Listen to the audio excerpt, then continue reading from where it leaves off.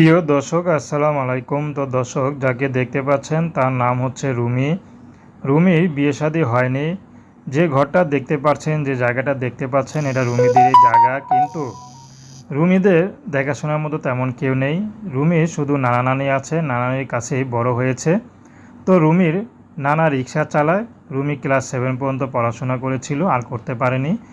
তো রুমির নানা একদিন গেলে 3 দিন যায় না, কারণ বয়স্ক মানুষ। তো বর্তমানে চাচ্ছে নাতনিকে বিয়ে দিতে।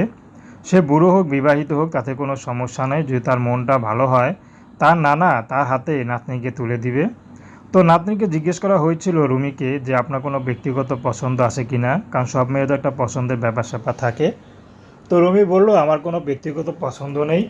যে আমাকে আমার সব কিছু জেনে আমাকে বিয়ে শাদী করতে চাইবে, সে যদি বিবাহিত হয় বা অবিবাহিত হয়, তার ইনকাম যদি কমও হয়, যেমনই হোক না কেন, রুমি তাকে বিয়ে করতে রাজি আছে। তো দর্শক, প্রেম ভালোবাসা বিয়ে শাদী করে একান্ত আপনাদের ব্যক্তিগত ব্যাপার। আসুন আমরা 5 ওয়াক্ত নামাজ পড়ি, দেশের সেবা করি।